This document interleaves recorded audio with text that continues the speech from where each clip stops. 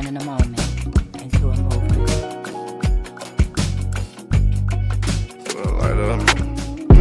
Just little light of mine, I'm gon' let it shine. I'm gon' let it shine.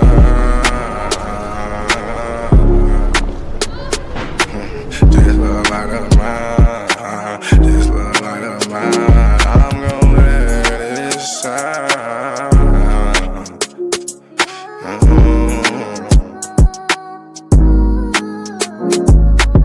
This little light of mine, I'm gon' let it shine.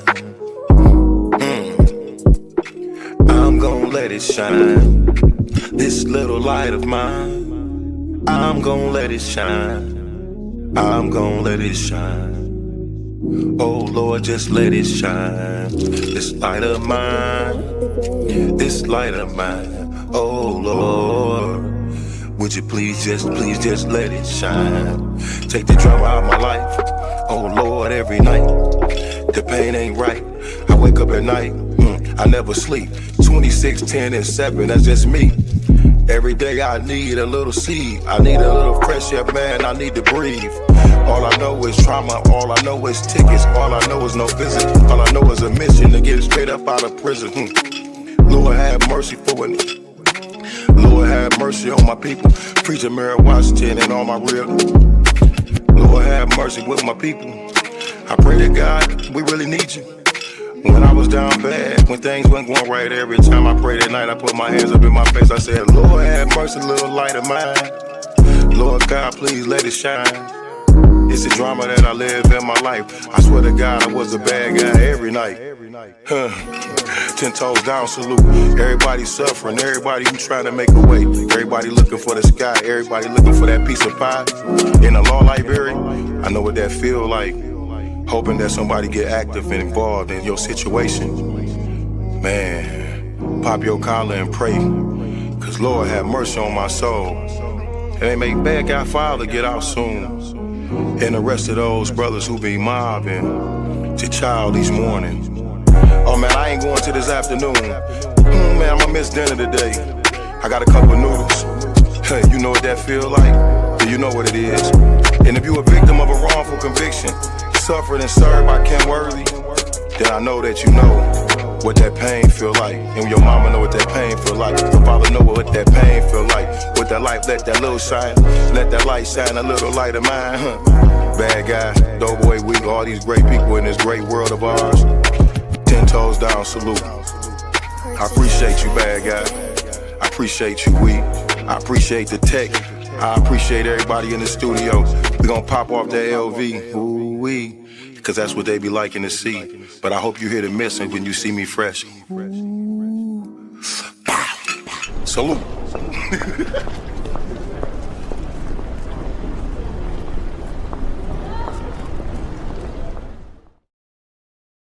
Greetings, everyone. Thank you for joining us tonight. I'm Jay Love, and your host for Turning a Moment into a Movement. I also represent the Justice for Gerard movement. Gerard was my son who was wrongfully convicted of a crime he didn't do. And because of that, he went to prison. He served 2 years in the Michigan Department of Corrections for that crime that he didn't do.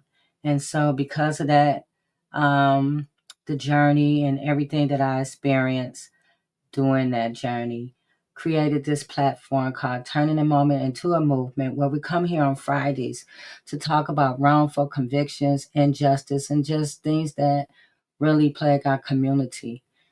Most of our conversations are just community conversations that we come together to try to bring awareness. And so, welcome. Thank you for joining us.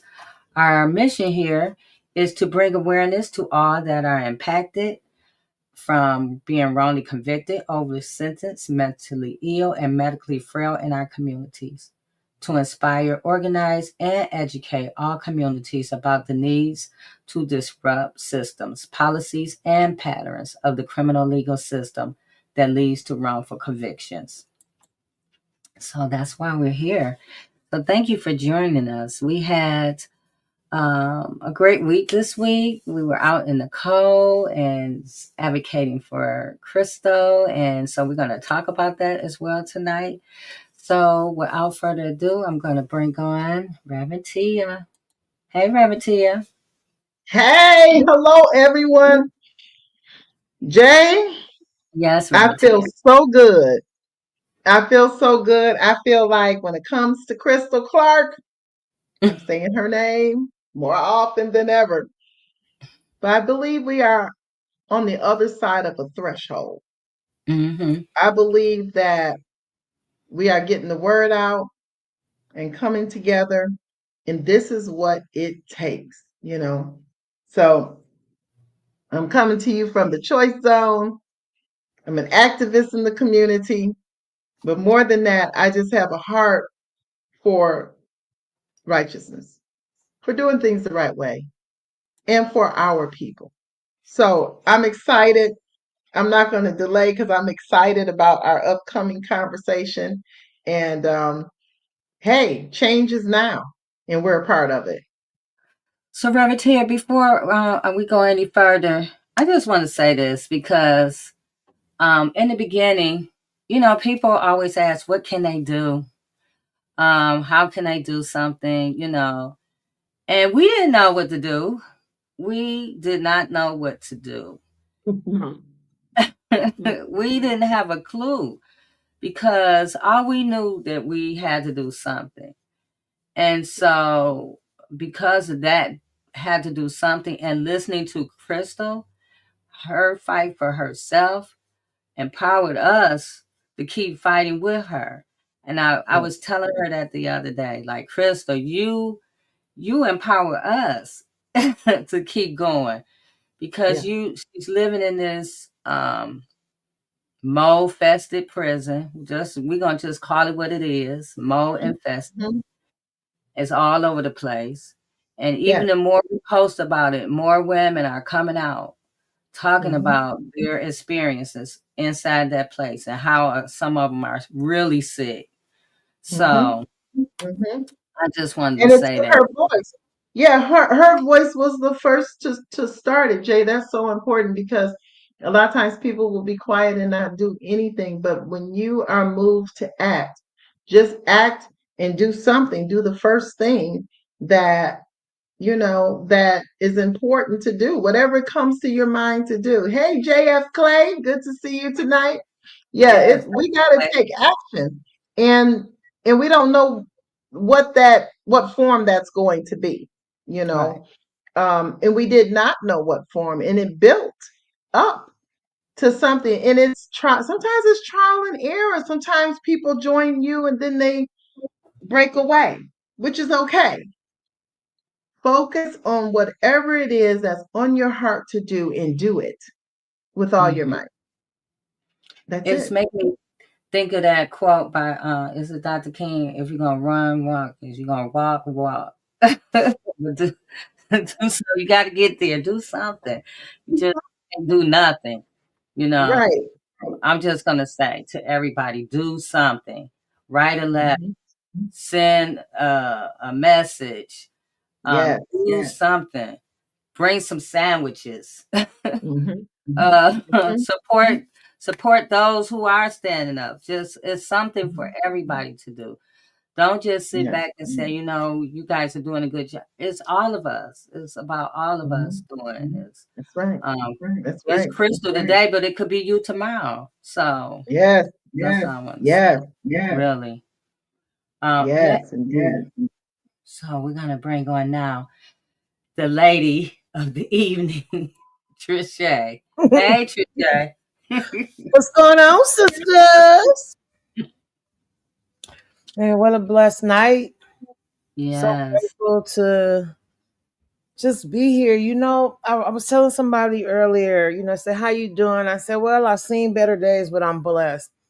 I'm not delusionally blessed, though. There's a difference, right? Because, some folks run around, oh, I'm blessed. Oh, I'm blessed. And you are blinded to what's really going on around you, right? So I'm not delusionally blessed, right? Just in spite of what's going on, I'm just choosing to be grateful for being here, for Mm-hmm. life, for health, for strength, for just the ability to just breathe air. Something about when you consider gratefulness, no matter what, man. And that's just been the strength to just get me through. And so I'm so grateful to be here on tonight. Grateful for Jay and this platform, turning a moment into a movement. Grateful for Reverend Tia in the Choice Zone. And, both of you have so many different hats. So I could say this and that and this and that, right? And go on and on about all the things that you all are doing to uplift humanity. But I just want to say, man, on yesterday was, hey, King J.F. Clay. Yesterday was, it it was two different lenses for me because it was so beautiful to see people just take information in and really genuinely not know what's going on and just be just, oh my goodness, I can't believe it. And it was a genuine I can't believe it because the enrollment doubled after we left yesterday. And so people were really impacted. But then on the flip side of it, I was like, look at where we're at, some of us. And then we're going to talk about this tonight because that's what we were doing. Boots on the ground, grassroots organizing, by any means necessary. That's what y'all talking about. Like, we don't know what to do. And we take the fuel of somebody that says, fight for me, fight, fight, fight. And we just keep trying whatever by any means necessary. But doing that in this era that we live in now is something else because you really see the true heart of people that don't even honor humanity in all people. Then those same folks will say all lives matter, but not really. And so I'm grateful to be here and talk tonight. I don't care who does not honor our lives, right? Because we honor our lives and will live accordingly and bring forth truth and righteousness in this evil day. Yeah. Yes, Trisha. As we was out yesterday, we on the college campus and it was a mixture of all kinds of people. And some people was running from us. Literally running. I'm talking about he was running so fast he tripped over a rock. I laughed so hard. That's what you get. But I noticed another thing that I noticed as we was out there, everybody was like this. They had their heads in the phone and they was walking, but their heads was face in that phone. It was so weird, seeing that. But I was looking like this is where we at now. Everybody is face down. There's no connection. We literally was like, stop it. Hey, can I Yeah. tell you? Hey, can I talk to you for a second? Because there was no interaction. Everybody No. was had this in their hand, this phone in their hand. So I was like, wow, we did. I'm glad. I was honored to do the work we did yesterday. But I also see there's so much more work that needs to be done. Yeah. Yeah. But yeah, thanks Trisha and all your hard work and all the hats you wear. And shout out to Kelly. Shout out to Kelly, Zach Meister Smith, volunteer coordinator from Survivor Speak. Shout out to the students from Project Community. Yeah. The students from Project Community, they took this vision and they ran with it. When they seen Crystal's link tree and read that stuff and heard what was going on, I mean, there and heard her voice. See, when I say the power of the voice and what it can ignite. And so I'm grateful. I'm grateful to Survivor Speak and Kelly. I'm grateful to Project Community, grateful to Turning a Moment into a Movement, the Choice Zone, grateful to the Gerald Ford Leadership Forum, grateful to the Michigan Coalition of Human Rights, grateful to Black Voters Matter, who are Yes. all sponsors for this initiative. And that within itself is just a blessing to see the different groups that are continuing to come on board to fight this fight for humanity. So, again, thank you all.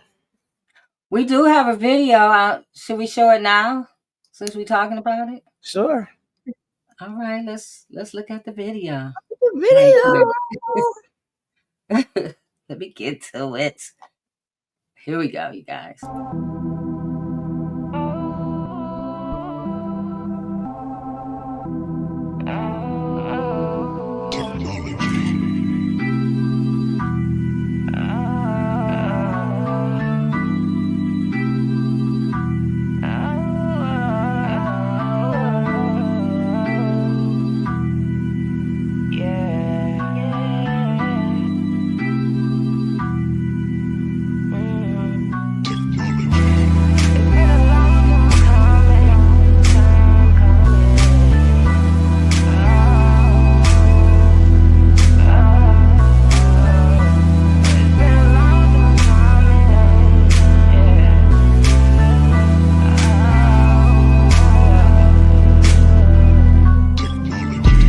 It's been a long time coming,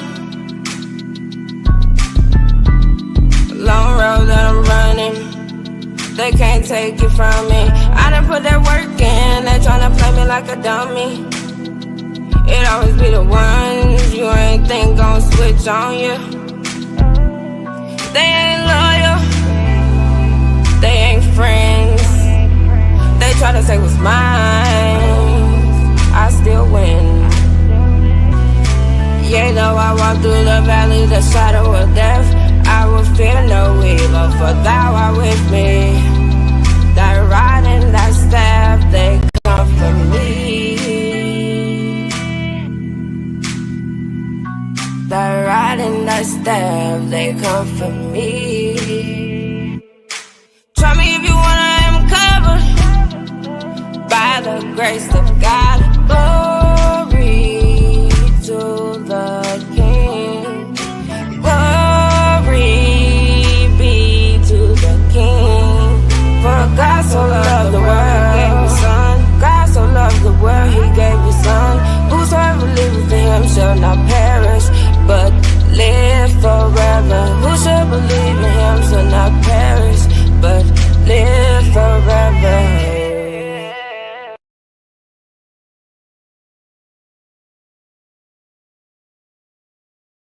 Yay.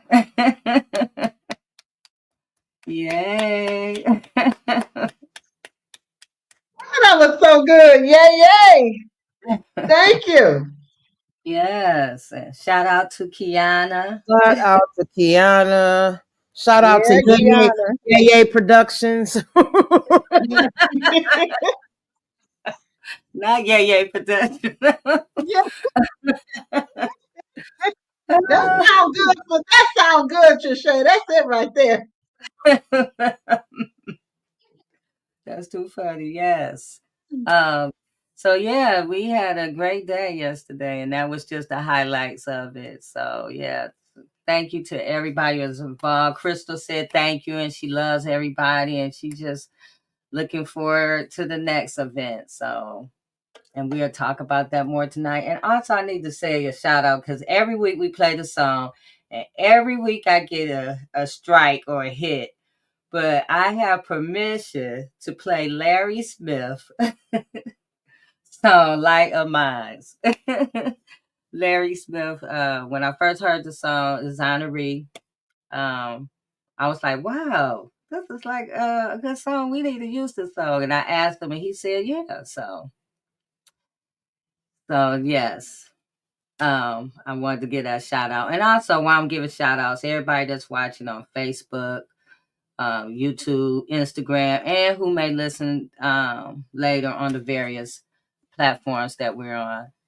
Thank you for joining us tonight. And so now, tonight's subject topic is Here and Now, Grassroots Organizing in the Racist Trump Era. Ooh. So I want to bring on our guest, who is no stranger to us. She is family too. And I am so happy she's here. She hasn't been here for a while, and I'm just happy that she has time to hang out with us tonight. Greetings, Val.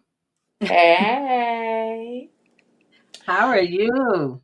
I'm doing good. I'm doing good. It's always a little daunting to have to talk about this. You know, as you said, I haven't been on a show in a while and we still got to talk about this. You know, I'm glad we're talking about it. I think more people need to talk about it, but it's time for a change. Yeah. It is time for a change. And, you know, organizing has always been the heartbeat of real change in this country. However, some of the foundations of that real change has cracked. A lot of the stuff we used to do would be in a black church. We don't have that space anymore. Not to the degree where it yielded power and change as it did in the Jim Crow era and during the civil rights movement. So that has been weakened. Hey, JF Clay. But when we talk about now, in the Trump era, where racism is emboldened and weaponized from the top down, it's more than ever urgent. We're not just fighting policies, we're fighting a culture of fear Mm-hmm. and division. And they definitely want to get rid of our race. And they definitely will silence our voices, the voices of the marginalized. They will silence that. But the Mm-hmm. power of the grassroots movement is how we build community. Mm. Come on now. We reclaim the narrative. We demand justice. This is how we resist. And more importantly, our movements need to be built in equity, dignity, and collective power. But that's where the problem comes in among us. The collective power. That is where the problem begins with us. They have a song, Move Blank, Get Out the Way. Mm-hmm. That should be the mantra for every person that's organizing or whatever. Get out my way. If you're not going to help me, don't hurt. However, every movement, every great leader that we've ever had one of us to get in the way. Mm. A black man shot Malcolm X, not a white racist. And I can go on and on and on and on. So let me just shut up and let the conversation flow. However, I just had to say that because they know how powerful we are. If they didn't know that, we wouldn't have been in chains when we were brought over here from Africa. Mm. Mm. If they didn't know that, they wouldn't have burnt down Tulsa, Oklahoma. We were better separate. I never heard anyone say, "Oh, I want to mingle with the white folks." It was separate but equal. I just want equal right. Ain't nobody said they trying to be over there with the white people. Nobody said that. We want equality. We want our dignity. And they know how strong we are with collective power, but we don't know. Mm. They know. We don't know. And that's the issue. Mm. That's why they stay dividing us. Because, oh my gosh. Oh my gosh. If we could ever, right, be that unit, it wouldn't be anything that could ever stop us. Nothing. Mm-hmm. But getting to that, right? Um, in this area, and it really speaks to how racism has done a number on us, and Dr. Joy talks about that, the post-traumatic slavery disorder or disease, where it's so deeply ingrained into our DNA and in the bloodline. And it's almost like in people, and we did a show about this, Valerie, people say that Willie Lynch is not true. But even if it's a myth, right, it still speaks to how racism and hatred has, it's almost like how cancer turns against you and starts to eat away at your organs and different things inside of your own body. Folks have lupus, your immune system starts to attack your organs and things of that nature, right, from the inside out. And so it just shows how racism affects us inside and how it affects us outside. But there are so many keys that we have of power that we just have to turn and walk through the door. I agree 100%. See, because in this Trump era, anti-blackness is loud and Mm-hmm. unapologetic. They don't care. It's built into the system. It's more important than ever for us to come together. Because this is not just about politics, it's about survival. Mm. It's about protecting our communities. It's about defending our dignity and building real power. And it starts with us. We can't wait for change from the top. We got to change from the block to the ballot. Mm-hmm. We have to do that. From protests to policy, we need unity, strategy, and deep love for our people. But when I say unity and collective power, I don't mean just all black folks, because all black folks ain't coming together to do a damn thing but clap them fans. Where them fans at? They up there, America going to hell, and they clap, clap, clap, clap. So it's like, shit. I'm like, where is your focus? So we know history tells us, and I'm sorry for the raspy voice, I got a sinus thing on her, but we know we all will not come together. But those of us who have sound morals, values, and integrity, we should come together because those are the things that drive your action. That determines what you're going to do. So we don't need all of us to come together because it hasn't happened before now.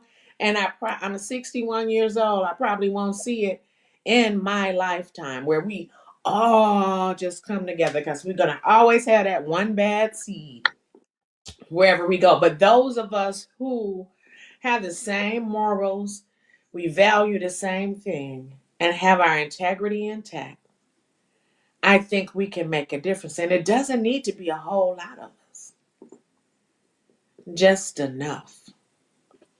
Because our power intimidates them. And they know that. They have privilege, but we have power. And they know that.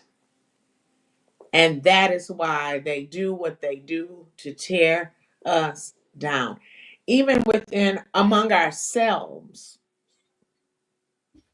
another brother or another sister, intimidated by your power and how you're moving. You don't have to agree, but you don't have to talk shit either. Just go on about your business. Show me how to do it then. You don't have to tell me.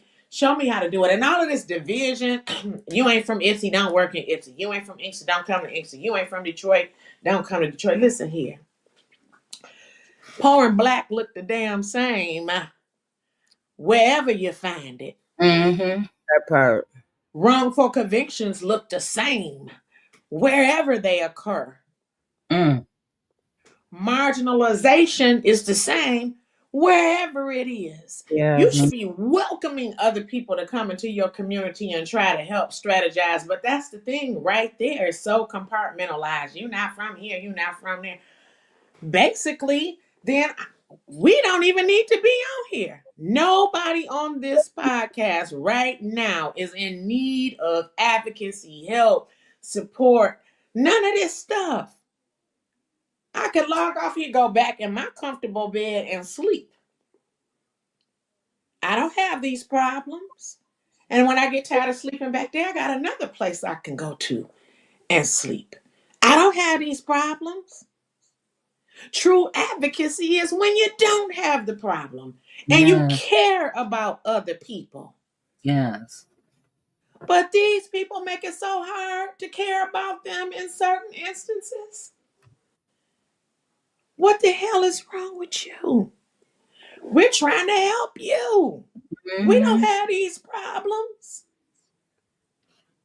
And you need to get on board because I have seen that people don't start to care until it get personal. That part. But here's the thing. By that time, the train done left the station. Because now, if Mm-hmm. it wasn't for people with hearts and empathy and concern that's like on this podcast, you wouldn't have anybody to get behind you. There's a role for everyone in this movement. I tell Trische all the time, I ain't going to jail. And let it be noted on this day, April the 10th, April the 11th, at 9:10 p.m., I ain't going to jail. Now, will I strategize? Will I, because Trische was talking about, like, I'm going to do some sit-ins and I'm going to jail this year. You're going by yourself.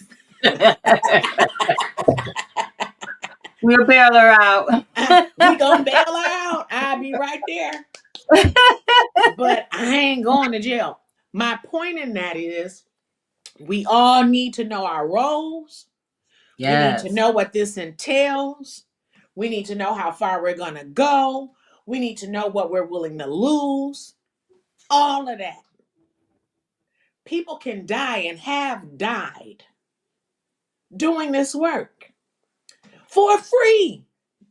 We don't have these big pools of lobbyist money or big organizations behind us and stuff like that. People are out there risking their lives to silence other people's voices, to give us some power. Well, not even give us power. We got to take our power back in certain instances. It's not that hard. But they make it hard. And I saw Beulah Walker pop up on here. I've never met Beulah Walker, but I've followed her. I've been living in Detroit now to be 9 years. And I've been following her. I met Joanna Underwood before. I've been on a show with her. I follow her. D'Amico Williams. I follow them. And my heart just goes out because they out there fighting for water, free water rights and housing and stuff like that. I guarantee you that they would say the same thing, that they catch more hell from us than they catch from anybody else. Mm-hmm. And that's a shame because when I start fighting with the people instead of the cause, I'm out. Either I clock out mentally or I get up from the table. Mm-hmm. I'm out. So we got to do better. You, Grassroots organizing in this Trump era, we got to do better. yes. You hit on a couple of things, Val. One of the things that you just said about, you get more slack from your own people. Even in this, what we're doing in these wrongful conviction streaks, you would think that we will all be on the same page because at the end of the day, we all want the same thing. It happened to me and my family, right? It happens to so many other families. And you think we all want the same thing. We all want freedom. We all want you to change the system so nobody can go to jail for something they didn't do. It's the worst thing in the world to be somewhere innocent and then sitting in a prison.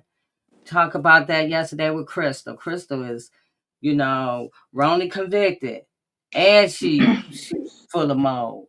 So we all on you would think, but it's just so often that there is some kind of discord or some kind of something going on at it. It's like, hey, we all on the same page. We we might go after what we're talking about differently, but at the end of the day, my beef is not with you. My beef is with the system. My beef is what happened to you, happened to me, or happened to somebody else. And I love Mm-hmm. myself and my family and my kids so much that I care about other people's families and kids. And when Mm-hmm. my own, even when it happened to my own son, my thought process was, I don't want what happened to me happen to somebody else. I told that to Reverend Tia all the time. I don't want what happened to me happen to somebody else. So it was like I cannot not say something. I cannot not do nothing. But I know because I grew up in church. My father was a minister, so I was all into it, right? And I know how that goes. People, they got that shame thing, and nobody don't want to talk about it, or they want to whisper about it, or they want to, you know, say something really weird or negative or whatever. And so we got all these hangups that we just can't put to the side to say, hey, this has been happening for years. If she said it happened, I know it happened. Hell, it happened to Jesus. But that's a whole nother story. Um, but I'm just saying it like you're right. We have so much within our own little communities, our own little circles, our own little all of this that we can't push forward because every time we push forward, we get in the way and push us back on the same thing that we are trying to get to. So I had to say something on that. Go ahead, Reverend Tia. Yeah, this is so wonderful. I mean, Val, you really did hit on so many things, and I think we gotta sometimes look at what have we taken on. Trisha had mentioned the Willie Lynch, and what practices have we taken on that we continued. What's the why behind it? You know, Mm-hmm. and like you said, psychologically, sometimes we're perpetuating the system.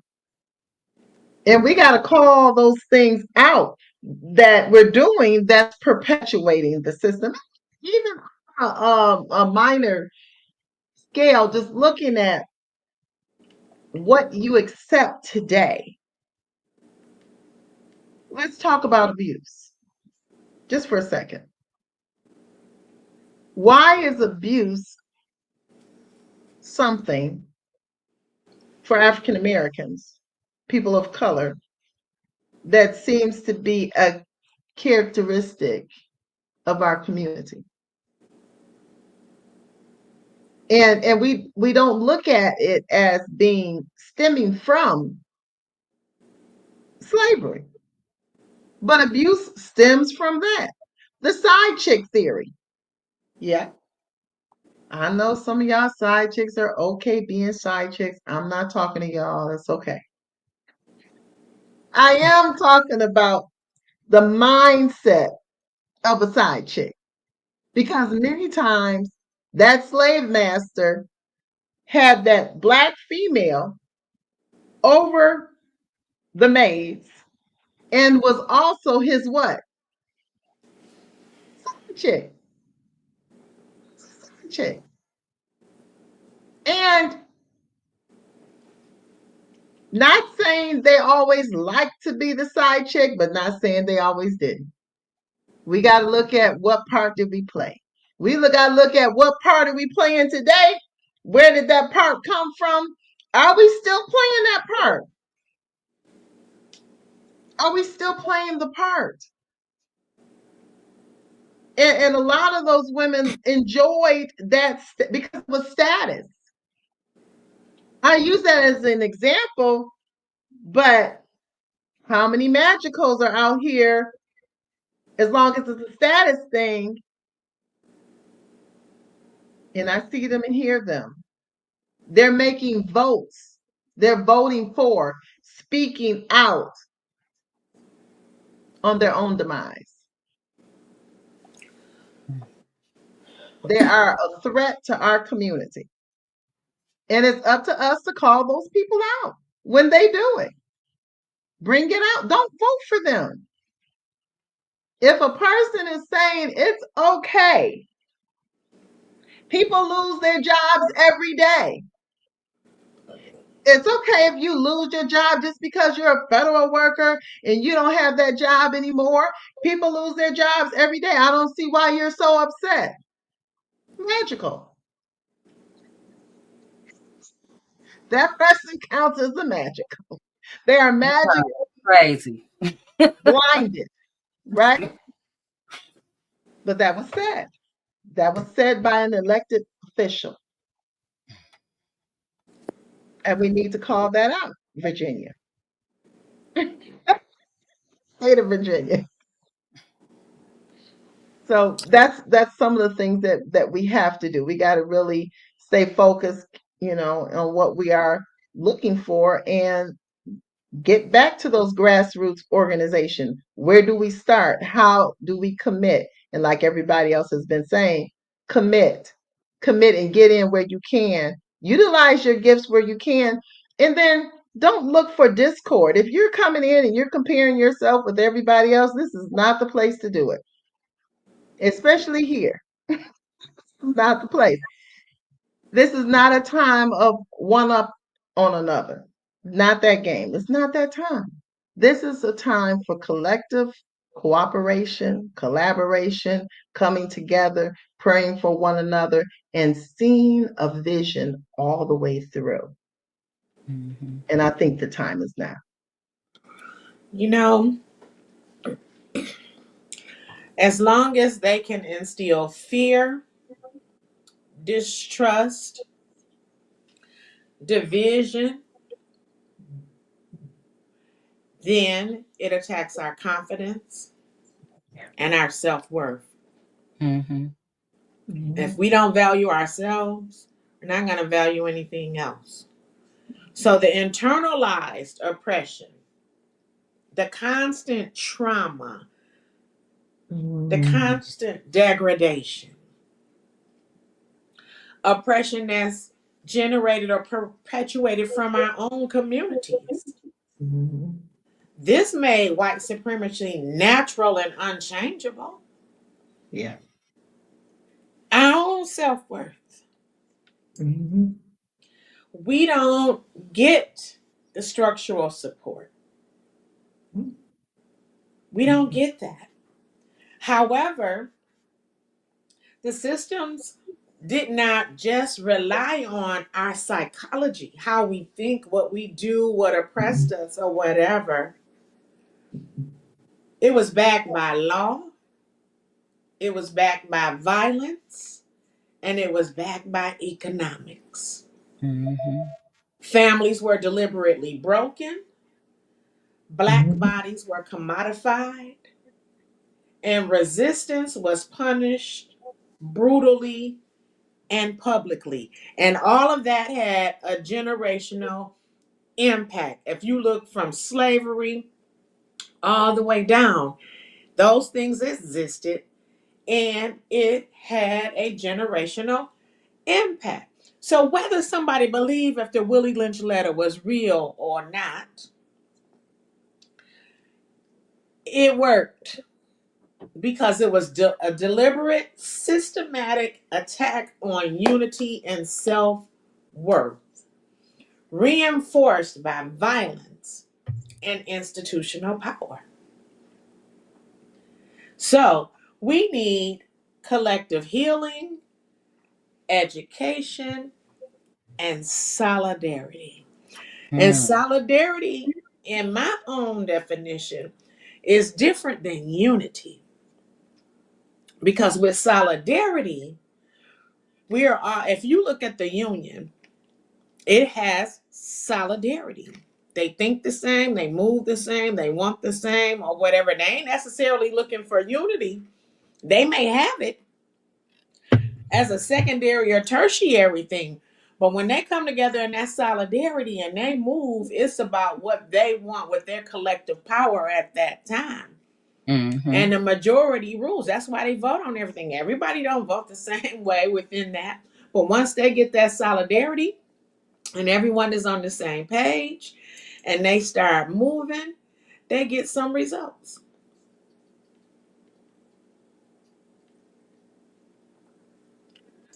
Solidarity is key. Yeah, because you got to stand together during the struggle. Now, they took out Jimmy Hoffa, but the majority of the time, that solidarity worked. Because it was Mm-hmm. about actively showing up, sharing the burdens, and fighting alongside others, Mm-hmm. even if the issue doesn't affect you personally. And that's why they make everybody do it. When you see the big three, everybody got to play a part. You don't get your strike play if you're not out there. But a lot of people wanted to be out there. They realized the benefits of collective power. They realized what they were getting. And they had shifts. Someone brought wood, someone brought matches, someone brought water, someone brought food. And they stuck together. If you Right. come from one of them, you come from all of them. You remember back in the Right. day when those trucks and other things tried to cross that picket line, they destroyed them. Yes. I'm not condoning violence on Jay's show, but they destroyed them. They did not allow that. You will not disrespect us. You will not. You will not. And we have seen solidarity in other movements outside of the UAW, gender, LBGTQ plus. They're always adding more letters and acronyms onto their movement. It started out just gay, bisexual. Then Mm-hmm. LBGT, LBGTQ, LBGTQIA. More people are joining the movement representative of how they feel and who they want to be and how they want to be respected. So when we look at that as Black people, we just want to be respected as Black people. We don't have a bunch of letters. I mean, people might say I'm African Black. I'm American Black. Black is not a color. We can't even decide on that. Black ain't no color. Black ain't no ethnicity. I don't give a damn what it is. We're all being marginalized and oppressed. Can we work on that? But we will find something to argue about. Don't call me black. I ain't black. Black is a color. Okay. You know, we can't even get past the simplest things to start moving. So, Right. I don't know. It's just so tiring to think about it. It's so tiring to try to even infiltrate that type of mentality to get anything going and get started. Because what happens is those of us who do have sound morals, values, and integrity, and we come together and unify in solidarity for whatever reason it is, the magical Negroes wear you out. Then you get tired. You just don't want to do it no more. Like, I'm done. And then now here come the people like, oh, you quit? Yeah, I quit.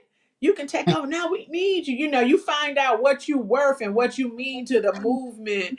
It's like breaking up with a man in a relationship. Baby, you was my everything. Well, you sure wasn't acting like it when we was together. And it's the same in this movement. Doing this work. They will beat you down. And then when you don't want to do it no more, oh, well, you were good. We love you. We miss you. Nobody's trying to hear all of that. Once you start fighting with the people instead of fighting for the cause, it's very tiring. You don't want to do it anymore. Mm-hmm. I know I saw this video and you remind me of the video. The guy was saying when Rosa was refused to get up, somebody was on the bus like, why she don't get up? Why she still sitting down?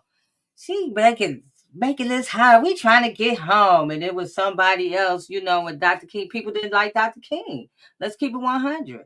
We can quote Dr. King. Dr. King birthday come up. Yeah, everybody, yeah, Dr. King this, Dr. King that.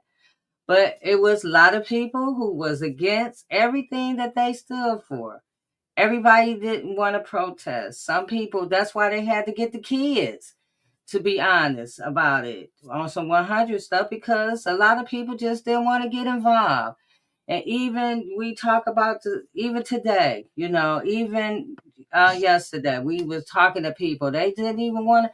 You want to help us save a life, and they was running off and had their heads down and no, thank you. And so, but later on, once things changed and everybody jump on board, oh, we can ride, we got rights now, and now we can do this and now we can, but you wasn't with that program. Dr. King went to jail how many times? How many times did they get hosed down, dog bite, beat down? Even it reminded me of this last week, this parade protest that they had. It was like a parade, white people was marching along the streets and they was playing music. It wasn't no dogs, it wasn't no rubber bullets, it wasn't no beat downs. It was just a joyous occasion. And then we look back to George Floyd. People were getting beat down in the streets and choked out and all kinds of crazy foolishness. And so again, it just the few who gonna stick with it, we're gonna stand anyway. We're gonna stand up anyway. You're right. After a while, they get tired because it's always somebody in the background. Got something to say. Got something to not say, got some point that they need to make or whatever. And are we saying, hey, let's join together in solidarity? If we stand up for one person, we can stand up for all people. If you stand up for one ideal, we can stand together for all the ideals. But we got to start somewhere. Can we get just one? Can we get just one thing? Well, see, they were running from y'all yesterday. In my mind, I'm thinking, okay, an executive order has been put out. We got ICE running around. And then we also said that on college campuses, if we catch anybody protesting, we're going to get rid of them. And if you're from another country, you're going to go back, you're going to get deported. I wouldn't have talked to y'all either because I wouldn't have been willing to lose my education. I wouldn't have been willing to get deported. I wouldn't have been willing to have any connection with that after that's something that has been stated publicly, nationally. I wouldn't have stopped either. Well, the little caveat there, right? Because we were in a welcome space. We Mm-hmm. were a part of an event. So it wasn't like we just showed up. Well, we did, but we were a part of something. So it wasn't exactly like that. But I don't even think it's that, to be honest, because we done been on that campus before with some other different stuff. And it's the same thing. People either want to pay attention to what's going on or they don't, right? And I think it's too the hustle and bustle of life, right? That has something to do with it. People just into their own focus. Like Jay, when you brought that up, that was so crazy. I mean, this is, that's how they was walking around. I'm like, how you not bumping into nobody? Because this is You got that phone in your face. so it was a lot of that. I think for me, like, it was only like a couple. It was funny to me, really, to be honest, when people was doing that. But the one that was a little, it was funny, but it was like, wow, you really don't want that much because you don't even know what I'm saying. You just see me. And then he began to run, you know, away from me. Like, I had the plague or something, you know what I mean? Like, it was like, dude, what are you doing? It was just weird. But, there are a lot of different kind of people in this movement. And I think I have about experienced them all from Ipsy to Detroit, Flint, and in between, right? And the number one thing for me as an organizer is I'm not going to stop. I don't care. You don't like it. I don't care. No, let me say this. Not that I don't care, because it does bother me when I see how we are as a people and how we can't come together and stuff like that. But it doesn't bother me enough to stop me. Right. And so for me, the seat that I sit in is, who can I work with? Mhm. Who can we get something done with? Which a lot of times might mean that I have to work alongside somebody that I don't necessarily agree with, um, who may have even bruised me multiple times, or especially where I'm at in Ypsilanti. It really, to be honest, I think it's on the organizer to just stay focused, because you got a lot of different things going on. You've got, like I said, we inside focus, outside focus, right? And so how do you finagle all of that?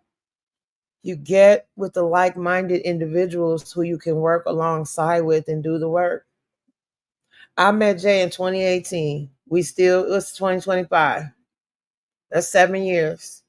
Still working alongside each other. And I then met Reverend Tia. And then, just there are people that are doing the work. There are people that are passionate about the work. And there are people that are going to stick around. Now, some people are not going to stick around. At Survivor Speak, we have volunteers. We got pop-up volunteers. And then we got Ingrid's Angels. Well, Ingrid's Angels, those folks, they stick around through different projects. The pop-up folks, right? They're not at everything, but they'll come on in when they can come in, right? Still offers value. We did a workshop, Are You an Activist? The reason why is because we wanted to show everybody, like, everybody has something. You worry about looking at me. Don't worry about what I'm born to do. Okay? And I think that's the problem there. You so worried about what God told me to do, as if it was a community conversation, that you forgot to hear what you're supposed to be doing and what you are born to be doing, because each and every one of us have something. Some of us grow to use it, and some of us don't. And I think the sad, unfortunate thing is, that we continue to discount each other instead of standing together. I look at, and I'm going to just talk about it, this wrongful conviction movement. Man, I mean, we was boots on the ground, for a lot of folks came home and passionate about the work. And then when some folks came home, it was like, get out of the way. We got this. Shut up, sit down. You better not say nothing about this person. That they're not saying this literally, but this is what's being projected with a lot of people's actions. And then we get you trying to divide people. A good leader bring people together. Well, stop dividing people then. You can't be the boy that cried wolf. They say a hit dog will holler, right? Like, we can't keep going through this because it's such a distraction. What is that thing that we can agree on?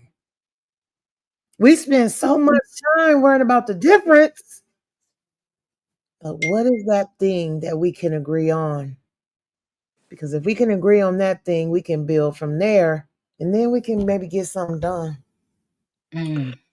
Well, I've seen from the outside looking in with that whole thing. And then I think about, like, okay, we're traumatized as individuals, and layering that with spending years in prison for something you did do, let alone that you didn't do.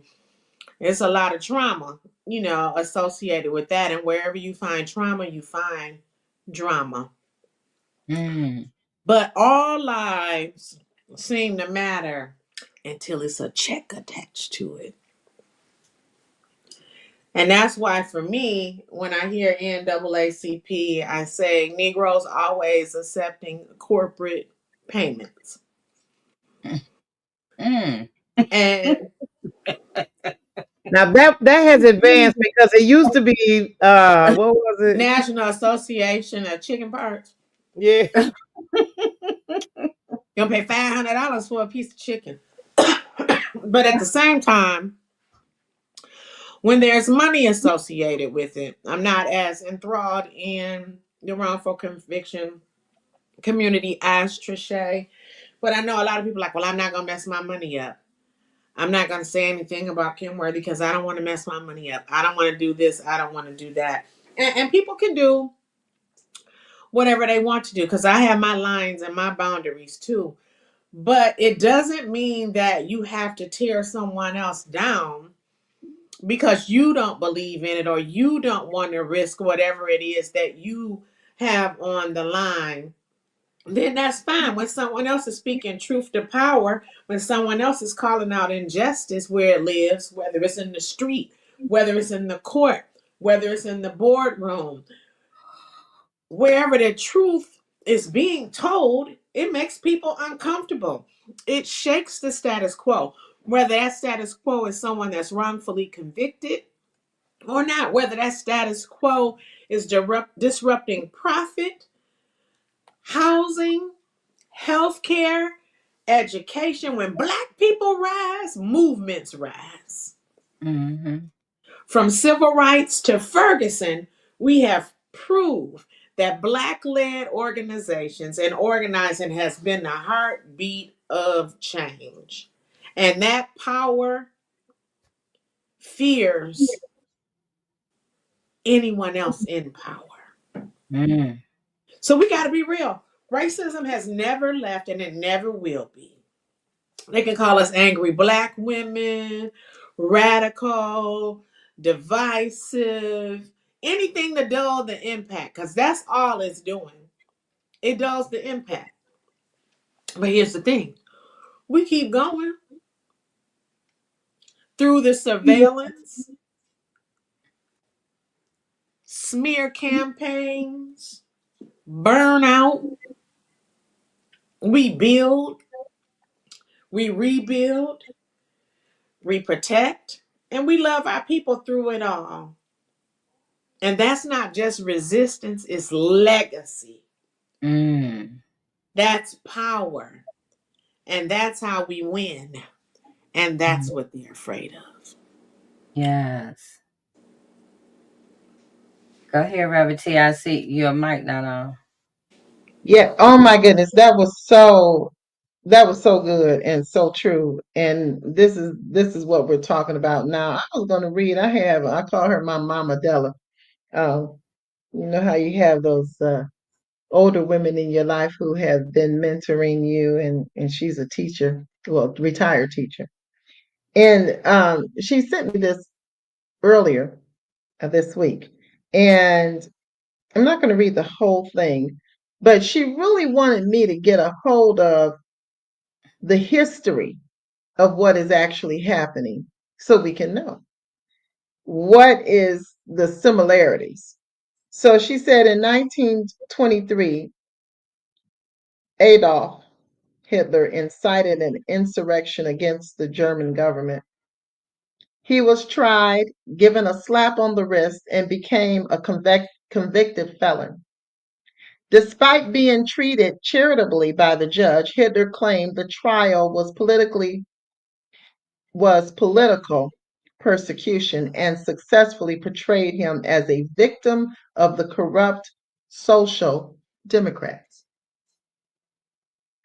Hitler cleverly positioned himself as the voice of the common man, railing against the elites, cultural, um, the elites and their cultural establishment, who he all labeled as Marxist. He claimed the education system was indoctrinating children to hate Germany and promised to return Germany to greatness. To solidify his base, Hitler masterfully scapegoated minorities for the nation's problems, exploiting social divisions with an us versus them narrative. Many Germans took the bait. Hitler's Nazi party continued to gain traction until he became chancellor in 1933, just 10 years later. He appointed German oligarchs as his economic advisors. He proceeded to privatize government run utilities, solidifying support of the economic elite. With the working class divided along cultural and ethnic lines, the Nazis shut down workers' unions and abolished strikes. Progressives and trade unionists were imprisoned and sent to concentration camps. Corporate profits skyrocketed while working class Germans lived paycheck to paycheck. I'll stop there because it was enough in that piece that I just read. She went on to give some other examples, but when we look at that and we compare, what does that sound like today?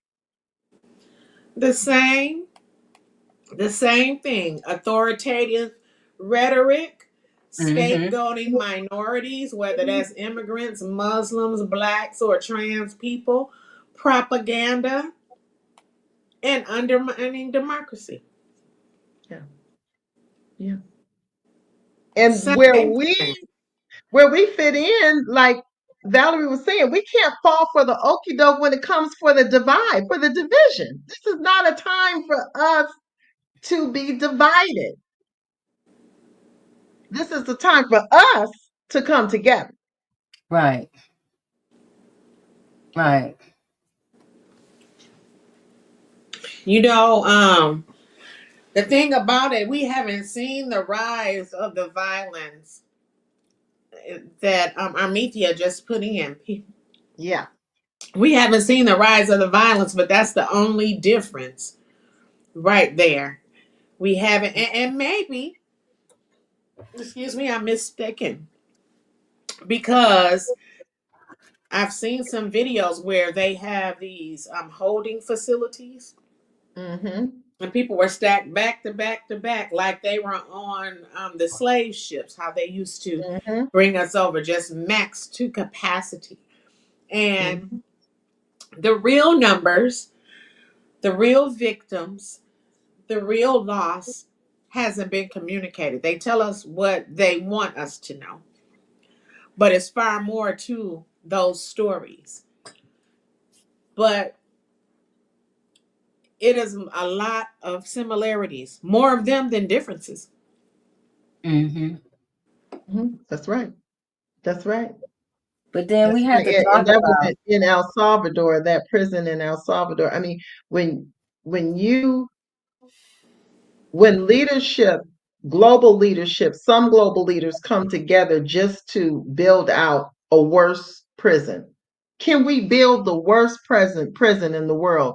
Can we make it the worst? Can we treat them the worst? What what kind of goal is that? Torture.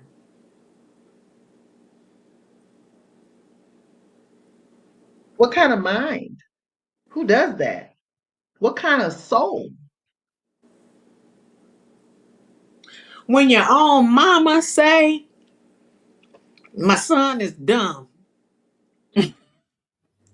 And if he ever gets in a position of power or president, we in trouble. His mama said that. He wanted it so badly, he switched parties. He wasn't Mm-hmm. always a Republican. Mm-mm. He switched parties. You know, but we have to combat all of this. And going back, I think Jay said, I'm not sure if it was Jay or Reverend Tia about Rosa Parks not wanting to give up her seat. Yeah. Rosa Parks wasn't the first one to not want to give up her seat. Right. But Right. they felt like if we were going to get the momentum and the power that we need to turn this moment into a movement, we got to pick someone else. So they picked Rosa Parks to be the face of it.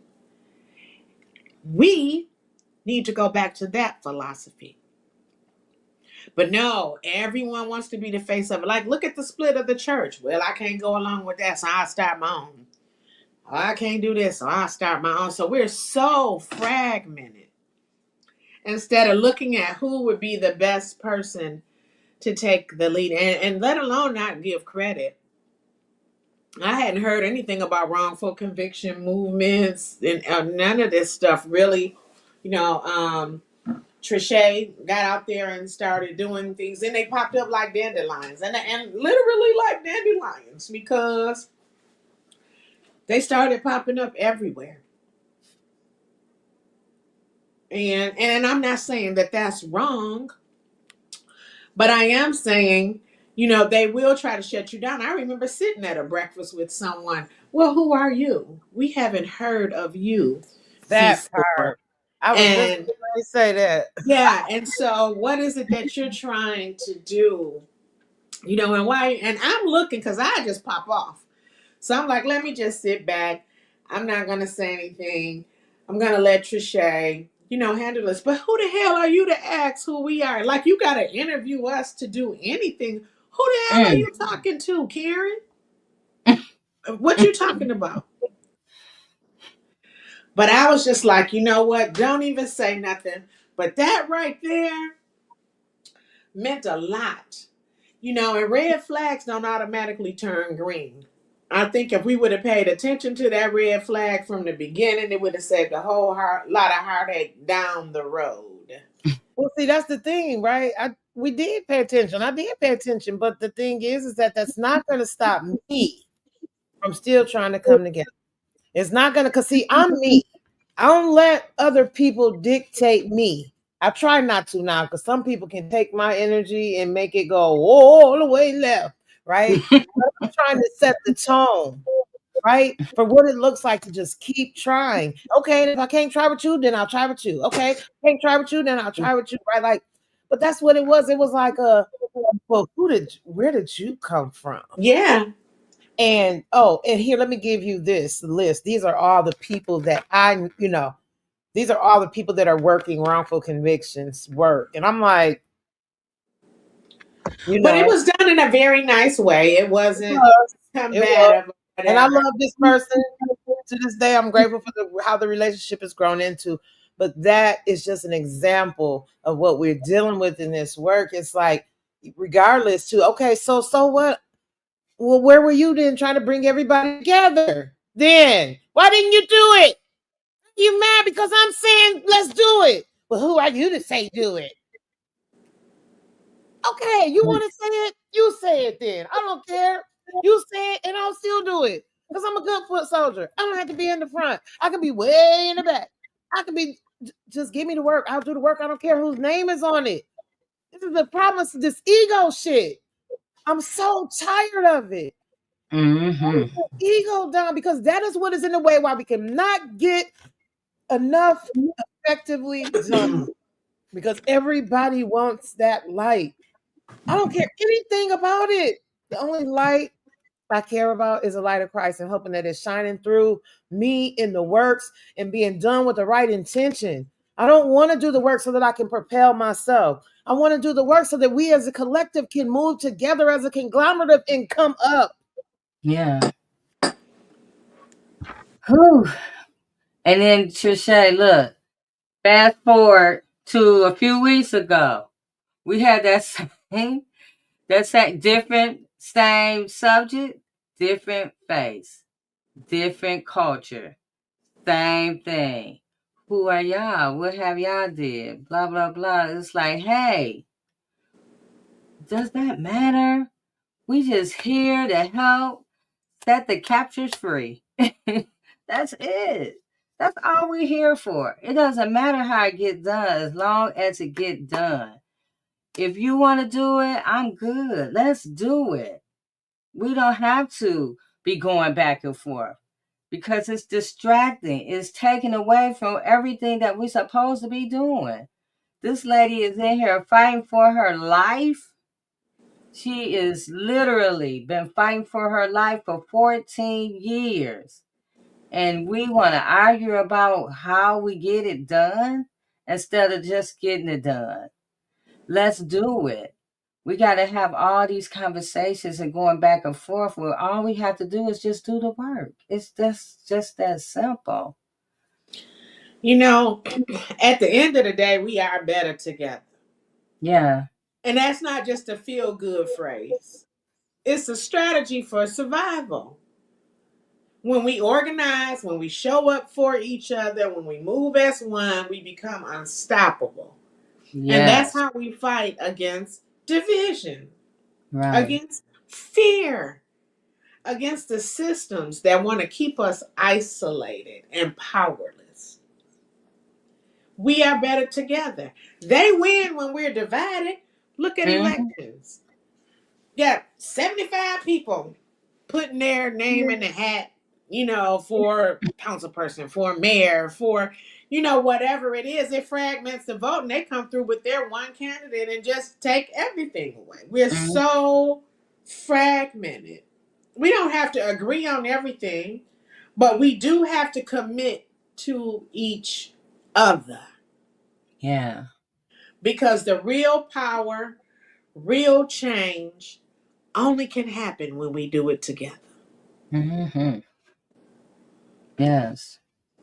Yes, yes, indeed. And there was a time that we did come together collectively, and made a difference. And I think people forget those times. And then to be quite honest, they're not teaching it to the next generation. So, and this is where we have fallen short. I was teaching children the other day and was very shocked when I mentioned the name Coleman Young, and they couldn't give me the data or background about him. And I was very sad. And the same group of children did not know, and these are high school students, did not know who Nelson Mandela was. And so I say that because when you were in the Detroit area, even if you weren't, you knew what was going on in the city because he was the first African American mayor who took office in 1974. So this is after the riots. And he made a promise to build Detroit. That's what he did. And we got to know that part of this organization at the time was really focused on educating the community. Who remembers the black slate? I was a little girl, but I wanted to vote with my mother, right? I wanted to go and see what she was doing. I saw the black slate cards, and what it did was to educate the community on who was running, and this is how we gonna vote, basically. This is how we are casting our vote because these are the people who stand for our cause. Now, of course, lobbyists have broken a lot of the democracy that we are supposed to be standing for. But during that time, and he was mayor, from 74 to, was it 20 years, 94? I'm forgetting his end date, but I say that because so much was done. And there was a time when if you did not live in the city, you couldn't work in the city. You couldn't have any position in the city of Detroit if you did not live in the city of Detroit.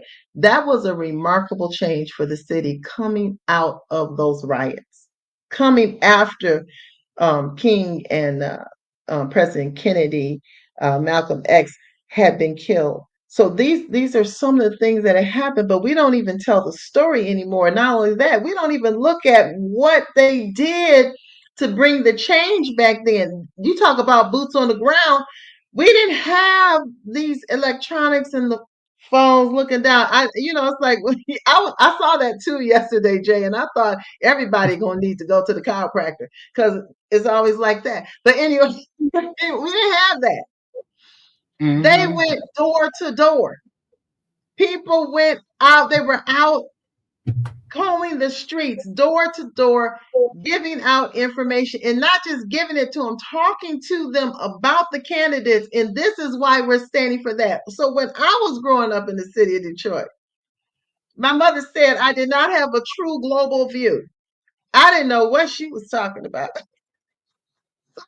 But that was because everywhere I went, I got to see me. Shell gas station was most of the Shell gas stations were black owned. The librarians, every city official, when you went down to City Hall, everywhere you went, you saw you. That is empowering. So she was right. I did not have a global view because then when I went to college, it was like, wait, hold up. Ain't nobody, what? Obviously was not at a black college. I wanted to go to a HBCU. We didn't have enough money at the time. So I had to go where I could go. So I say that, we have to really look at what did we do as grassroots organizations. We got to get to educating. We got to get back out in the community. Like Trische said, boots on the ground. When we were out there yesterday, it was it was cold, but it was really motivational. Yeah. Intrinsically, I was motivated, right? It's because we're out here. This is happening. Like we doing this. And it didn't matter who was going to pay attention or not. The wonderful thing was many people did. Many people did listen. Many people didn't know, like Trisha said, they were like, this is really happening? Oh my gosh. They don't know. So we have to communicate. And this is so important. I really enjoyed this conversation tonight because we have to keep the conversations going and we got to keep the education going. Yeah. I know you was I think Val, you mentioned it like when black people come together, we're better together. And so I was looking up some of the things that we were better together. The civil rights movement between 1950s through the 1960s. The Black Power movement, the late 1960s to 1970s. The anti-apartheid movements, 1960s, 1990s, South Africa. The Million Man March, 1995. The Black Lives Matter movement, 2013. I'm like, wow, that started in 2013. End SARS movement, 2020.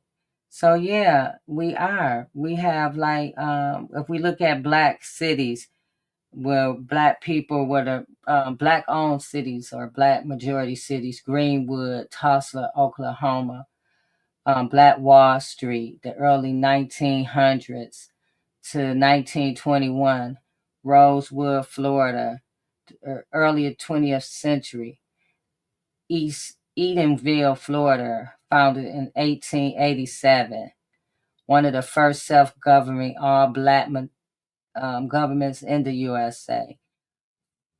Bowley, Oklahoma, founded in 1903, a self-sustaining black town with banks, railroads, schools, and independent farming.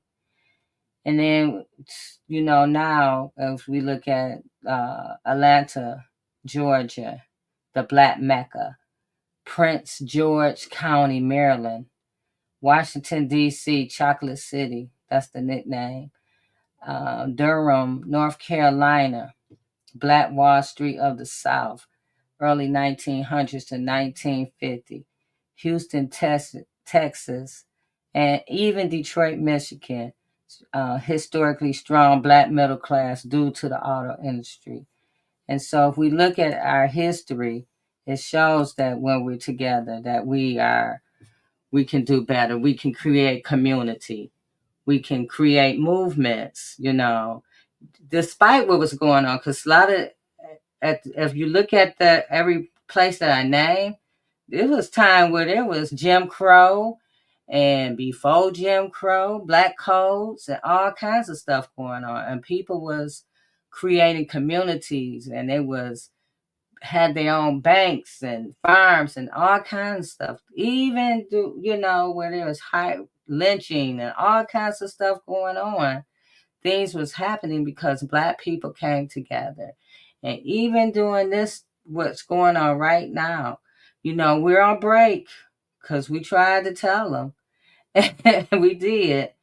And so even with all of this, we can come together. We might be hustling, but we need to be organized. And if we can come together to hustle, we can come together to organize and come up with strategies and build communities.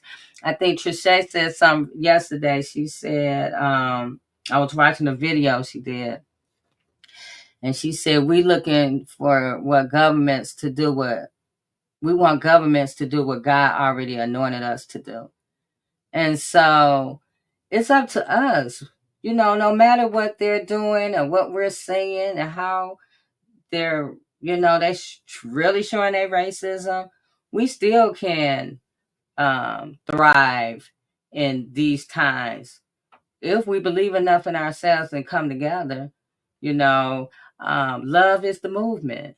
Love is revolutionary. Love is the common denominator. So if we love ourselves enough, if we love people, our communities enough, our neighbor. Some of us don't even know our own neighbor who lives across the street from each other. This is the time for that, to get to know people, get to know what's going on besides what they're showing on TV, because all of that is a big distraction to keep you in fear. You're absolutely right. It don't take a lot. We got to reclaim our future. We got to reclaim it for our children. We owe it to them. Mm-hmm. We can't go back from neighborhoods to nations. We can't go back. So the truth is simple. No politician, no billionaire, no system built on hate has more power than people united in purpose. Mm-hmm. That's why they're afraid of it. That's exactly why they're afraid of it. A lot of the movements that Jay talked about, they didn't have billions of dollars or millions of dollars backing them and supporting it. Excuse me, they had grassroots organizing, people who wanted to be on board, people identified their roles, and they united in purpose. They didn't have a lot of money. So guess what?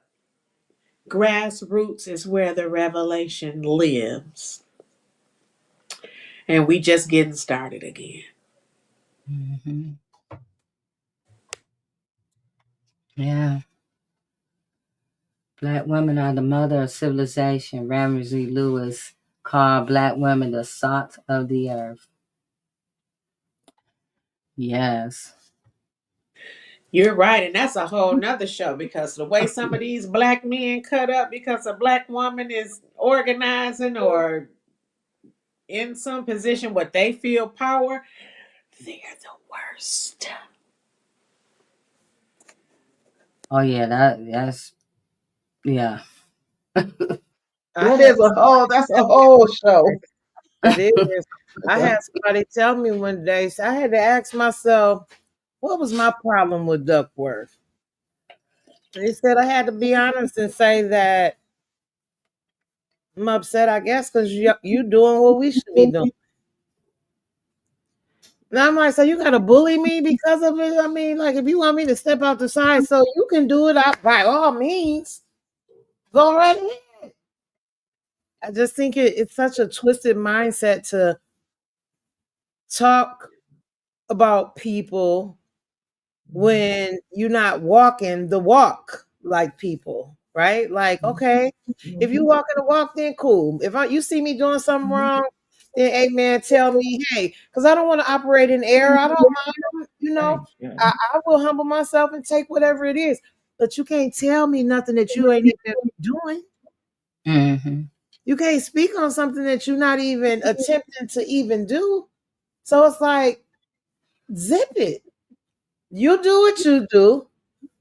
We'll do what we do. Just stay. Ain't nobody standing about what you're doing. Well, I am now about some people because I'm tired of being bullied. But just do what you do. We don't have to agree, but we have to stay out each other's way. Mm-hmm. Yeah. Yes. So before we leave tonight, I saw this video earlier today. And since I got all ladies today, I just wanted to play this video, and I just want to take a moment to have a short conversation about it. Here we go, you guys. So here's my story. On May 14th, 2022, during what was supposed to be a routine epidural, my anesthesiologist made a mistake and she put the epidural in the wrong vertebrae of my spine. So instead of it shutting me down from the waist down, it shut me down from the waist up. So as my organs were shutting down, like my lungs, I expressed that I was having trouble breathing and that I really couldn't breathe because my lungs were essentially shutting down. Her words to me were, if you couldn't breathe, you wouldn't be able to speak. And I'll never forget that tone. And when my lungs finally did completely shut down and I could no longer speak, I squozed my nurse as hard as I could to let her know that I'm dying. And she hit the code. And as help started to come in, they're asking what's going on because I'm still conscious. And the anesthesiologist proceeds to say that she's just having a panic attack. This medical professional was willing to let me die before she would admit that I needed care. And essentially, I did. I coded. I was put on life support. I had to have an emergency C-section, and then I was revived with epinephrine. I was not the first person to see or hold my baby. I had to stay in the ICU that night, so my baby had to stay in the NICU. It impacted my ability to be able to breastfeed, to be able to bond with my baby. And the PTSD that I still suffer from has been a prominent impact on my life. And so I stand before you today, sharing my story with you once again and my life in hopes that you will continue our progress in this state and again, improve the lives of more Michiganders. Thank you.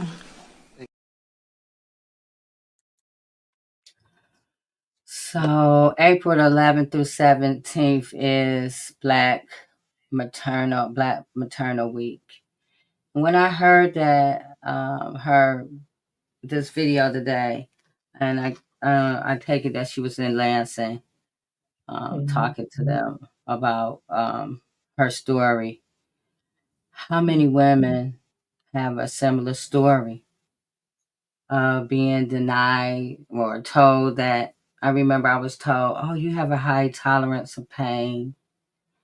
You know, when I'm telling you what I'm feeling, being denied services, just being taken for granted, you know, as Black women and our bodies. You know, we hear so much about, you know, my body, but for Black women, it's a whole nother level of conversation about not being heard. So, you know, I just wanted to bring that to our attention tonight as we, you know, as this week going up, we just need to uplift each other and uplift these stories and have more conversations, because there are people who really are in these fields who do not listen, who do not, you know, want to give you your voice about what's going on with you. There are people in this field that are absolutely racist and that should not even have a job where they know that Black people are going to be coming through and they will have to even care for them. I mean, this Mm-hmm. happens over and over again. I think about even that couple. I think they were in Atlanta and the girl was having a baby and in distress. And when they should have did a C-section, the doctor kept pulling and decapitated the baby in the midst of childbirth. Okay. This is what we are up against. I forgot what they call it, but it's like when you have these kind of jobs and you're really acting out how you really feel in this situation, but you're protected by your job. There's a name for it, a term, but I can't think of it right now. But this is exactly what they are doing. They get in these positions of power and they use that power to then incite harm. I mean, what would it have been for them to listen to her? You could, that is, do you know how many times I've heard that in the hospital? Oh, if you can't breathe, they've said that to me before. They said it to my dad. My dad kept telling them, I cannot breathe. I cannot breathe. Oh, you can breathe. You can breathe. It hurts when I breathe. I can't breathe. Guess what? He had a blood clot. He was telling you that his breathing was belabored. But you was telling him what it was instead of listening. And that's where we have to understand that there's an IRB, there's an internal review board. There are things that we can do to hold these people accountable. But most often what we do is we hang our head and we walk away. And we've got to get to the point where we understand that we do not deserve this treatment, that we are human beings. See, I'm telling y'all, this whole 3/5 of less than a person, that is still on their hearts, many of them. And that's Mm-hmm. why they can do the things that they do, because they don't even value or see us as human. But as I said yesterday, I don't care who doesn't see us as human. We know who we are, and we got to fight back against this mess. We keep talking about the future. Martin Luther King talked about the future, and the future isn't coming, it's already here. Mm-hmm. We got to get organized and be unapologetic about it. We are the movement. The time is now. We can't keep talking about the future. They try to divide us because they know when we come together, we win. So that's the whole point. Throughout slavery, throughout history, that if they can tell us that we're not worth anything, minimize our self-esteem, our self-worth, and all of that, then they win, because the system was never built for us. And I hear people say the system is broken. The system is not broken. None of them. Education, hospitalization, prison, none of these systems are broken. They're doing what they're supposed to be doing. They're doing what they're built to do.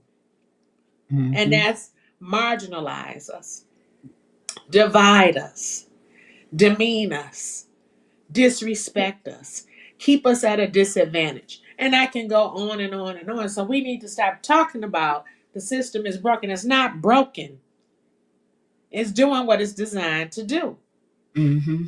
Now, if it was never built for us, the only thing that we can do is organize with grassroots power. Black liberation starts from the ground up.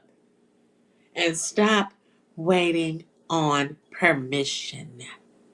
Mm. These legislators ain't going to do nothing but pop up in church, eat a piece of chicken with you, take a selfie, and move on about their business. I don't want to take no damn selfies. Get that camera out my face, because you playing in my face. Mm-hmm. And you still playing in my face. Well, what's going on right now? I don't hear shit. I think all Democrats are low-key Republicans. To me, you ain't standing up doing nothing. And we voted for you. Right. And that's another thing we have messed up. At school board meetings, city council meetings, when we go to court, we always act like bound down. Now they work for us. It's my damn house. I can stand up in my house if I want to. I pay for it. Mm-hmm. Pay taxes. You work for me. Right. But we act Hello. like we work for them. Right. That's what I told them when I disrupted that meeting over there at Superior Township, and then they called the police on me. And so the police came in, and he said, "Can I talk to you?" I said, "Am I under arrest?" He said, "No." I said, "Well, no, you cannot talk to me." Well, wait a minute. Well, what? That's another thing. When you know your rights, ooh, people get so upset. And I said, Mm-hmm. per the ACLU, we have the right to take a building in front of the building, side of the building. I said, I can even stand on the top of this building and declare if I wanted to, because that is my constitutional right. 6 officers come in, and I said, "Oh, I'm in fear for my life. Can I see your driver's license?" I said, "No, you may not." Why? I said, "Because I don't want to move my hand off of my sign. You might kill me." "Well, why would I kill you?" I said, "Because y'all kill people all the time." And they was just then the one officer said, they probably said, "This girl is crazy. Y'all go ahead. Just y'all go ahead." So most of them left. And then there was this one there. He said, "Are you going to disrupt this meeting again?" I said, "I don't know. I can't tell you. As of right now, I'm about to go in here and sit down. But if I feel like I want to exercise my right again, I will." And then they had a meeting the other night, and they had 2 officers there waiting for me, but I didn't come. But this is what I'm saying. Good. And The that's another nerve. thing. Don't be predictable. So that's good. Because if they can predict our moves, they can be prepared. So I'm glad you didn't Mhm. go. Right. They crazy. And just like the lady said, she kept saying, "I can't breathe." And she said, the nurse said, "If you can't breathe, you wouldn't be talking." Who else says that? The police. Yes, yes, The yes, police. yes. Who That's was their that? main name. Eric Gardner, I want to say. They said Yeah. that too. And he kept saying, "I can't breathe, I can't breathe." Says, "Well, you wouldn't be talking." Oh, but did he die? Yeah. Yeah, Mhm, he did. For a mhm. box of cigarettes. Wow. So Jay, did this lady receive any compensation? I don't know. That's all I saw of the story. I'll look into it and I'll let you know next week. If Because I think it's very important. So just for the those viewing and listening, really take out time to be intentional about where you spend your money, where you spend your time, where you spend your energy, and who who is takes looking care of your after body? you. Who's looking after you? Who are you getting services from? Just because the person has the name doctor doesn't mean that they're necessarily going to know what to do. Mm-hmm. And just because the person has is a lawyer doesn't mean they're going to actually take on your case and treat you with the respect and dignity that you're supposed to have.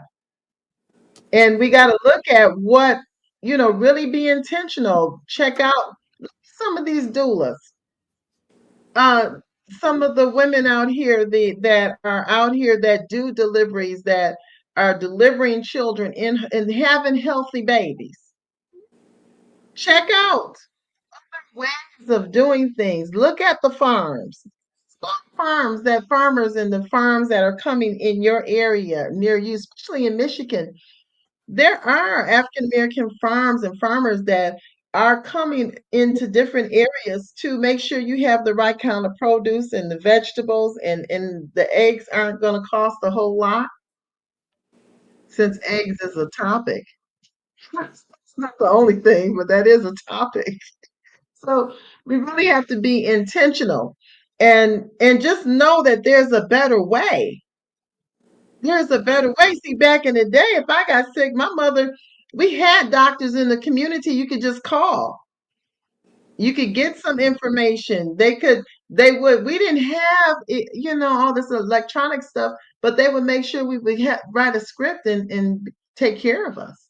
Mm-hmm. We have to really look at relationship today. Are we building relationships? How are we building relationships? And make sure we're whole enough to build the relationship.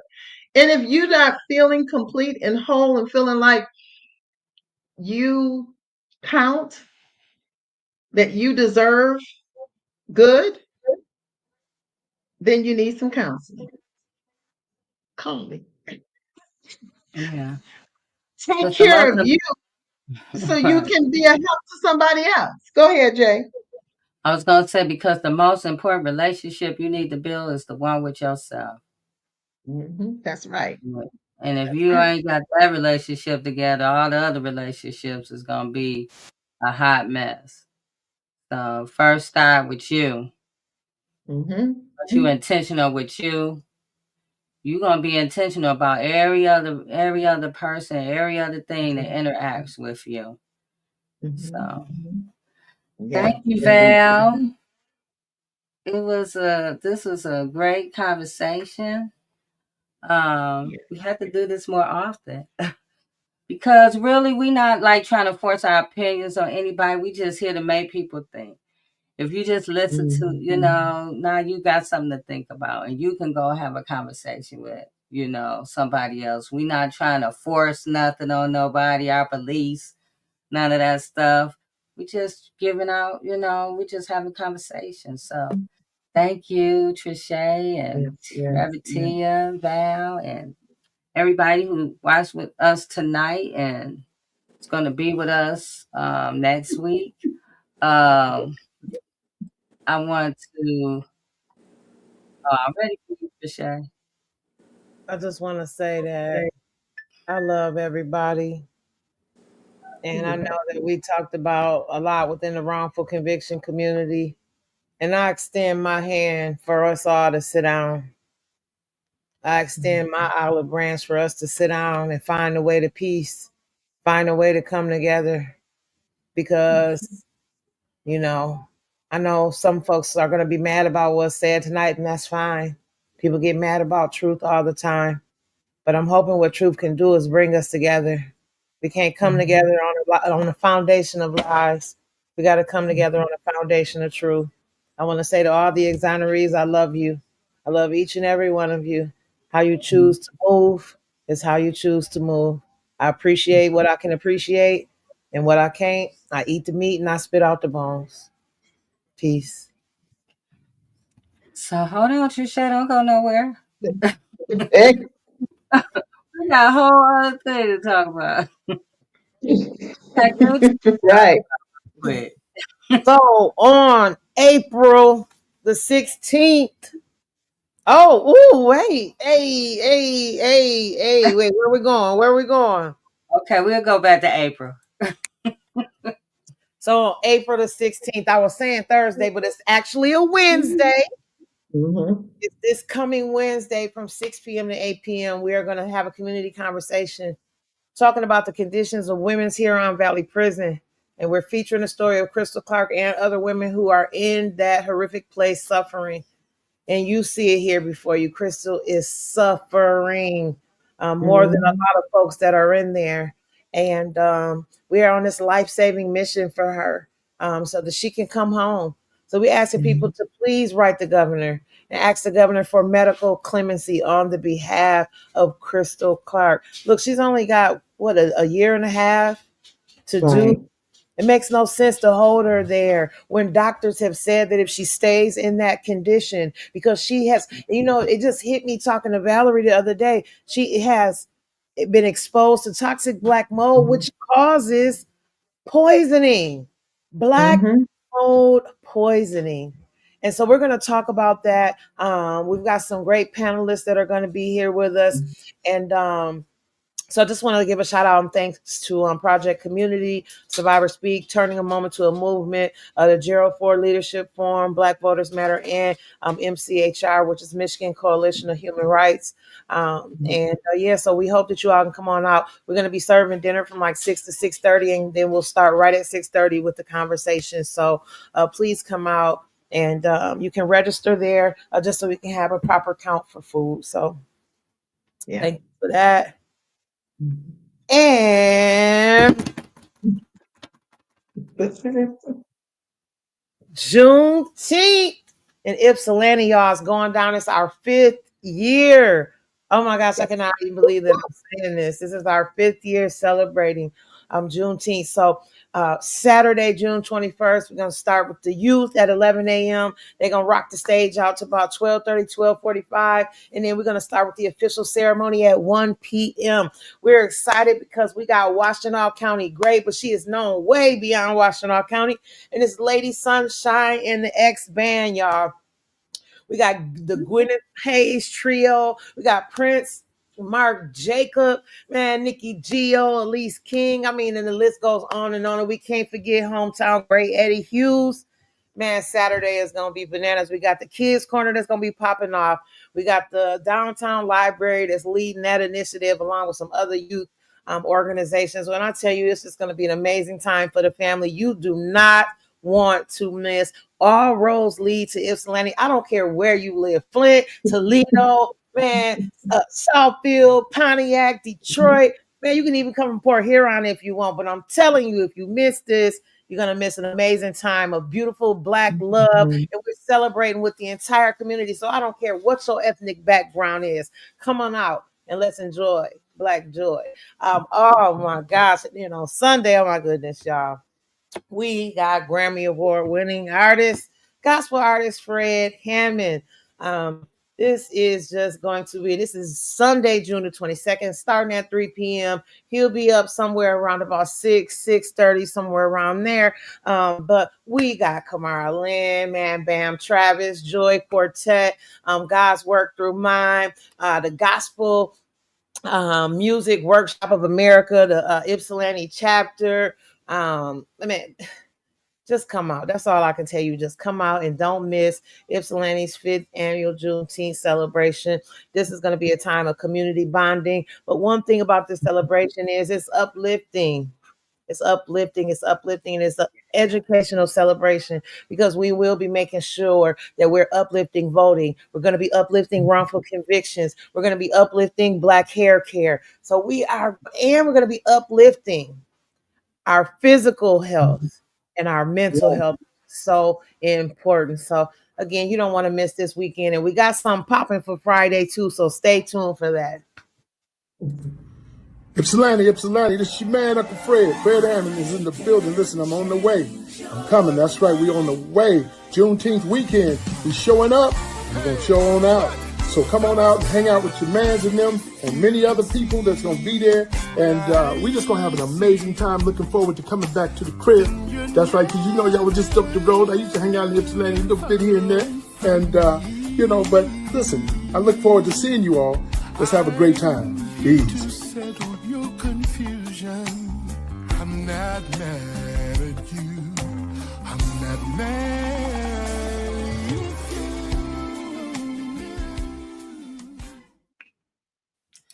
And we have permission to play that.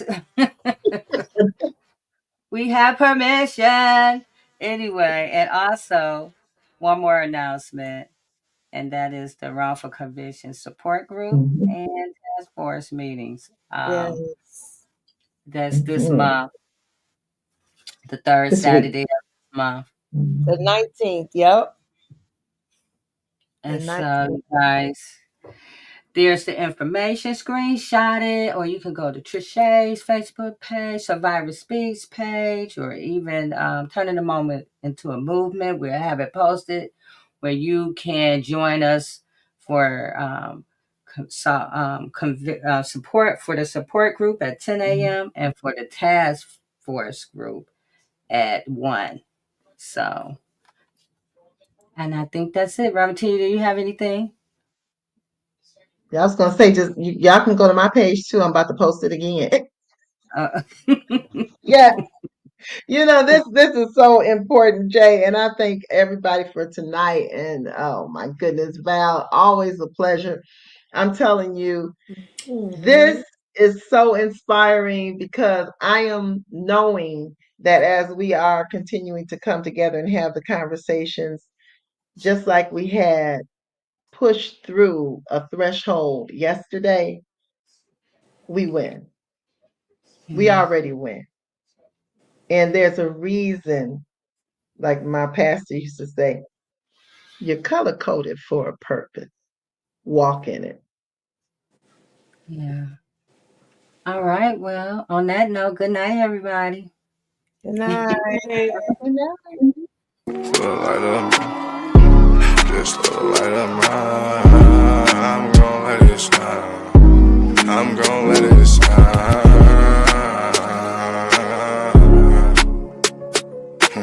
Just little light of mine. Just little light of mine. I'm gon' let it shine.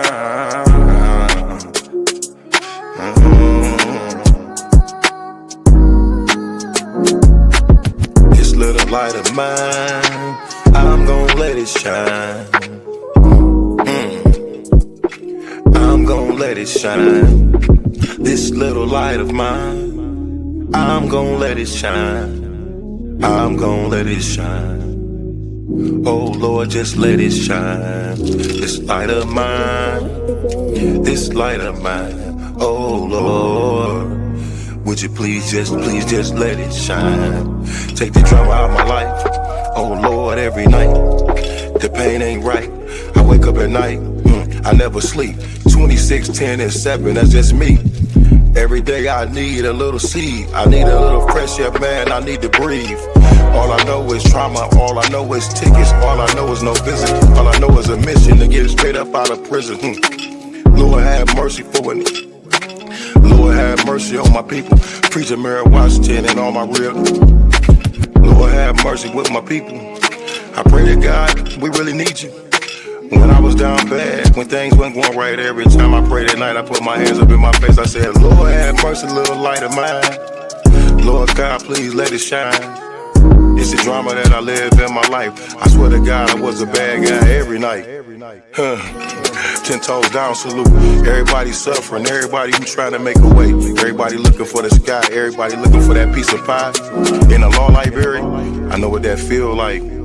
Hoping that somebody get active and involved in your situation. Man, pop your collar and pray. Cause Lord have mercy on my soul. And they make bad guy father get out soon. And the rest of those brothers who be mobbing to child each morning. Oh man, I ain't going to this afternoon. Man, I'ma miss dinner today. I got a couple noodles. Hey, you know what that feel like? Yeah, you know what it is.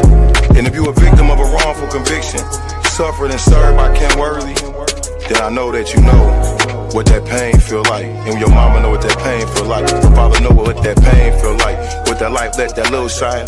Let that light shine, a little light of mine. Bad guy, Doughboy Week, all these great people in this great world of ours.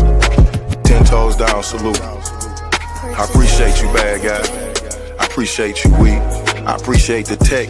I appreciate everybody in the studio. We gon' pop off that LV. Ooh-wee. Cause that's what they be liking to see. But I hope you hear the missing when you see me fresh. Salute.